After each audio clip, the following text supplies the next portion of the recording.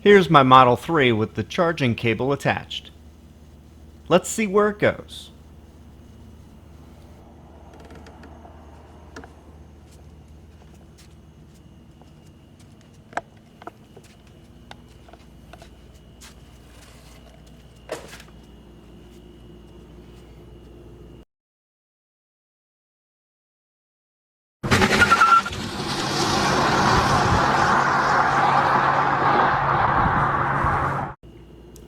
Okay, there is my charging setup. I had a NEMA 1450 outlet installed about 20 feet away from my electrical panel in my garage. I purchased a used first generation UMC that came with a Model S and X. If you can be patient, you can get a good price on eBay.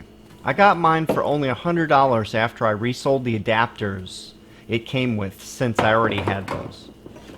I keep my included Generation 2 UMC in the front for emergencies or on a trip.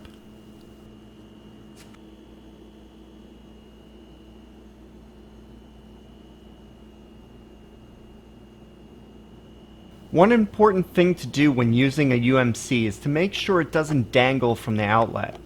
This can cause tension on the plug and possible wear issues. I used a simple aluminum bicycle water bottle holder from eBay that cost around $4. It fits perfectly into the case of the UMC. See the description for links. To install it, I drilled 2 pilot holes and then used 2 drywall screws to attach to the wall. The shape works out well because it allows you to see the LED right through the frame. This water bottle holder is also good for Generation 2 UMCs. This NEMA 1450 outlet is connected to a 50 amp breaker in the electrical panel. I purchased a heavy-duty Cooper 5754N outlet since it was on Tesla's recommended list.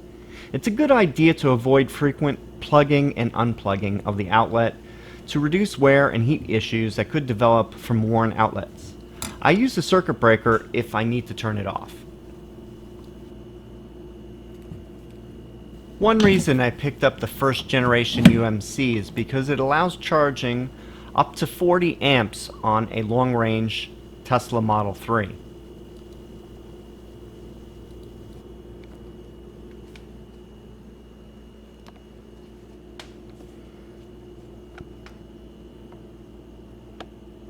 I purchased a cable organizer from Tesla's website for $25.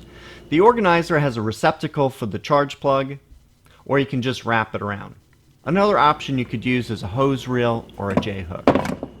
Some people opt for the wall connector that can charge at an even higher 48 amps. I chose my method for ease of use if I want to replace it or change out the units. Also, my first generation UMC was only $100 and it costs a lot less than the $500 wall connector. Another good idea is to use something so people don't trip on the cord. You can use something fancy, or like I use, just a piece of cardboard.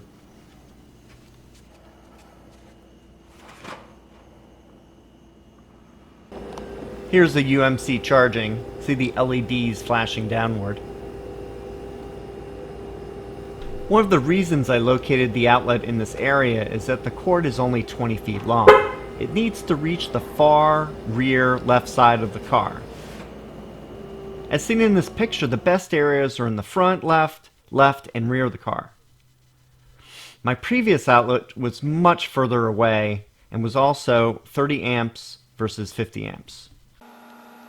Now we will go from the outlet about 20 feet away to the electrical panel. Inside, we see the 50 amp breaker. I had this setup installed by an electrician for about $300. It included the 6-gauge wiring, breaker, conduit, and labor. He also removed an older 30 amp NEMA 630 outlet that I used when I owned a Chevy Volt. Here's a photo of my old setup with my 30 amp J772 EVSE. Here is a closer look at the second generation UMC, or mobile connector as Tesla now calls it. that comes with the Model 3. The size is roughly the same as the first generation, but it has a limit of only 32 amps compared to 40 amps for the original version.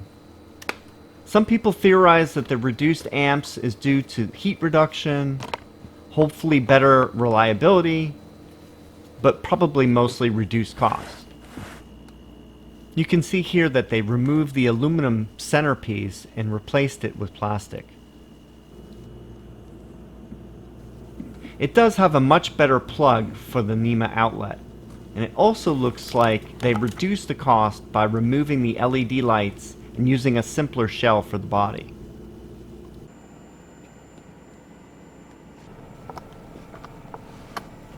Let's now see how charging works in the car.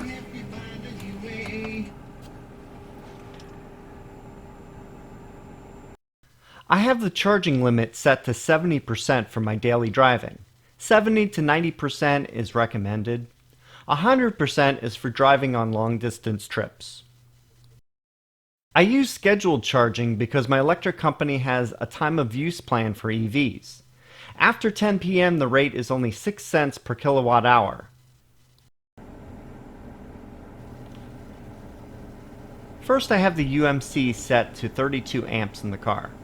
This gives a roughly 29 miles added per hour of charging. Now I'm going to change the amps to 40.